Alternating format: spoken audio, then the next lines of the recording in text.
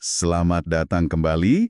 Kali ini kita bakal bedah bareng sumber-sumber yang Anda kirim soal gimana sih caranya berkomunikasi strategis biar kedengeran kayak pemimpin. Ada banyak nih, mulai dari soal pengaruh, keaslian diri, sampai kecerdasan emosional ya. Betul. Jadi, misi kita kali ini ya buat nyaring inti-inti taktik komunikasi yang paling praktis, yang paling ngena buat Anda. Yuk, kita mulai aja. Ya, jadi intinya tuh sebenarnya di kesadaran penuh ya. Soal apa sih yang kita pilih buat diomongin, terus gimana cara nyampeinnya, dan juga nggak kalah penting kapan timing yang pas. Ini sama sekali bukan soal jadi nggak tulus atau pura-pura, tapi lebih ke arah gimana kita bisa lebih sadar dan ya lebih efektif aja pas komunikasi. Oke. Nah, sumber pertama dari Nick Morgan itu kan ngasih gambaran besarnya dulu ya.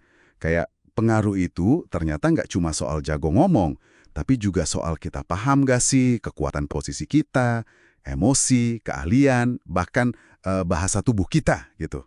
Nah, ini kan dasar banyak nih. Gimana kita bisa pakai pemahaman ini, tapi lebih taktis gitu?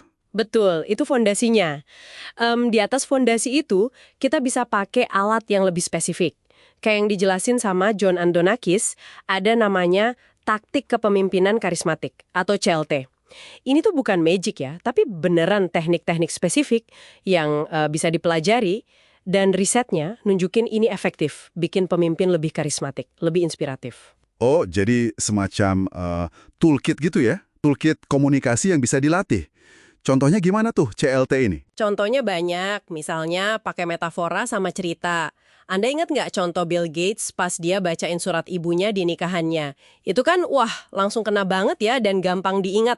Atau bisa juga pakai kontras. Jadi bandingin kondisi sekarang sama kondisi ideal nanti buat memperjelas posisi kita. Kontras ya? Oke. Terus ada juga ngajuin pertanyaan retoris, kayak Martin Luther King Jr. sering lakuin itu kan, buat ngajak pendengar mikir, atau nyajiin poin penting dalam daftar 3 poin. Daftar 3 poin. Itu klasik tapi efektif ya? Iya benar, gampang dicerna otak kita soalnya. Terus nunjukin keyakinan moral dan nentuin target yang tinggi buat menginspirasi, kayak Gandhi atau CEO Sharp dulu, Machida. Sama satu lagi, nyampein keyakinan kita ke tim, ke kemampuan mereka. Oke. Menarik nih daftarnya. Pakai cerita, kontras, daftar 3 poin, nunjukin keyakinan. Terdengar cukup praktis ya. Tapi sering ada dilema nih. Gimana caranya kita tetap autentik kalau kita terlalu mikirin strategi ngomongnya? Nanti malah kaku kan? Herminia Ibarra kan pernah bahas ini ya, soal paradoks keaslian. Katanya justru buat berkembang, kita kadang perlu nyoba gaya yang awalnya mungkin kita rasa, bukan gue banget gitu. Tepat sekali. Nah, ini poin penting. Keaslian itu bukan berarti kita kaku harus jadi satu versi diri kita terus-menerus. Justru keaslian sejati itu tentang kemampuan kita beradaptasi secara sadar. Tapi adaptasinya tulus, sesuai tujuan. Ini nyambung juga ke gimana kita nampilin emosi secara strategis. Maksudnya gimana tuh, nampilin emosi secara strategis? Ya, kayak yang dibahas Mukunda sama Patrick Guilherme. Nunjukin emosi, misalnya waktu Presiden Obama kelihatan berkaca-kaca pas ngomongin kekerasan senjata, itu bisa kuat banget dampaknya. Tapi, ya itu tadi, perlu hati-hati juga, apalagi ada persepsi gender yang kadang ikut bermain. Oh iya, bener juga. Terus, studi soal permintaan maaf perusahaan dari Carmichael, itu juga nunjukin pentingnya emosi yang pas. Jadi kalau minta maaf ya sebaiknya kelihatan sedih atau menyesal, itu ningkatin kredibilitas. Intinya, emosi yang kita tunjukin itu harus mendukung pesan dan diterima baik sama audiens kita. Harus pas gitu. Oke, jadi rangkumannya sejauh ini. Pakai CLT buat struktur argumen, terus adaptasi gaya bicara kita biar otentik tapi fleksibel, dan pastiin emosi yang kita tampilkan itu selaras dan strategis. Nah, kalau kita masuk ke situasi yang lebih spesifik deh, misalnya pas lagi percakapan yang tegang gitu, atau alot, Holy Wicks punya tips soal ini kan? Iya betul.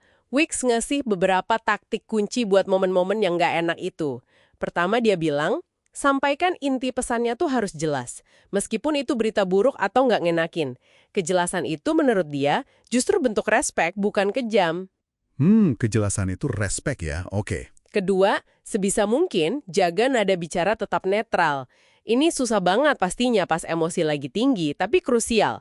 Ketiga, Pilih kata-kata yang lebih terukur atau halus, istilahnya temperate phrasing. Contohnya gimana tuh temperate freezing? Ya, misalnya nih, daripada kita nyeletuk, jangan potong omongan saya dong, kita bisa coba bilang, bentar, boleh saya selesain dulu poin ini, biar nggak lupa. Lebih halus kan? Iya, lebih enak didengar ya. Nah, terus ada satu lagi nih yang menurut saya kuat banget. Ungkapin secara terbuka taktik yang mungkin lagi dipakai sama lawan bicara kita. Apalagi kalau taktiknya agresif.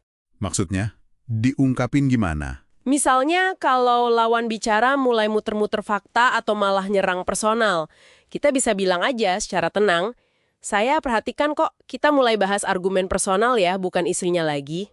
Wah, jadi cukup dengan nyebutin apa yang lagi terjadi gitu ya? Betul, itu bisa kayak melucuti senjata mereka. Kenapa? Karena itu maksa mereka buat secara sadar mikir, oke, mau lanjut agresif atau enggak nih? Dan kebanyakan orang jadi nggak nyaman kalau harus sengaja naikin agresi. Akhirnya, fokusnya bisa balik lagi ke substansi masalah. Oke. Jadi kalau kita tarik benang merahnya nih, buat Anda para pendengar, jadi pemimpin itu, soal cara komunikasinya juga ya.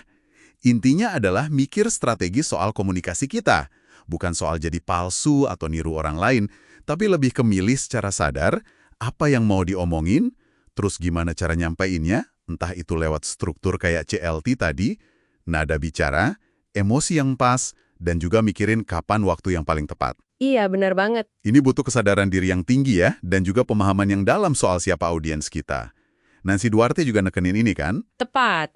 Jadi ini tentang ngembangin suara kepemimpinan Anda sendiri yang otentik, tapi juga efektif. Dengan cara paham dampak dari setiap pilihan komunikasi yang Anda buat. Nah, sebagai penutup nih, ada ide menarik lagi dari Herminia Ebara tadi.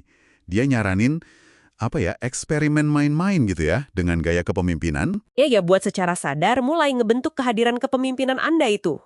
Menarik sekali. Oke, sampai jumpa di sesi kita berikutnya.